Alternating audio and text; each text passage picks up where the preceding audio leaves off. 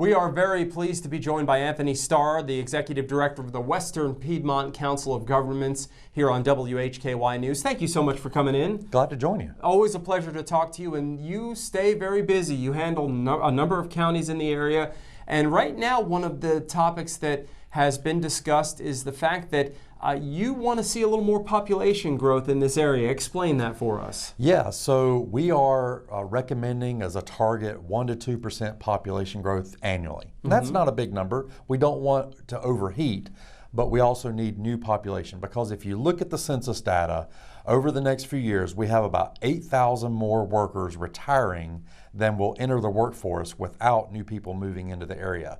So we need, and when people retire, they generally stay in their homes. So we need new housing to facilitate the new workers coming in to replace those retirees.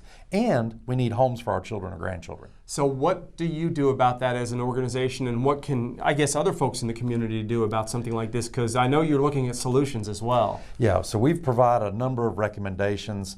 On our website, it's wpcog.org/homebase, and it's got a number of housing recommendations plus data, a mapping tool that's on there about how to facilitate more housing growth where we need it.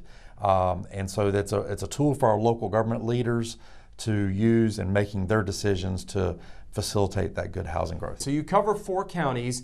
Are there any specific areas in those counties that you're looking at, or is this just the whole region that you're looking at? The recommendations are for all of our 4 counties, which are Alexander, Burke, Caldwell, and Catawba counties. But there are certainly areas where we're seeing housing growth already be pretty strong. Some of the municipalities in Catawba County, the Sherrills Ford area is seeing strong housing growth. There are other areas in our region that are seeing some good housing growth. Some areas not so much. So we want it to be even, but there's certainly a concentration of housing growth in and around the cities where the infrastructure is located. But we need to continue for that to continue to happen. And do you work with local leaders on this? Yes. Our organization is owned by the 28 local governments in our 4 county areas.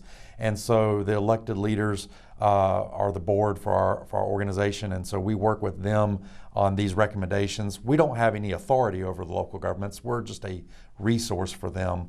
And we provide information for them with our Research and Data Analytics Center and other resources at the COG. If folks want to learn about the Western Piedmont Council of Governments and the work that you do, what's the best way for them to do that?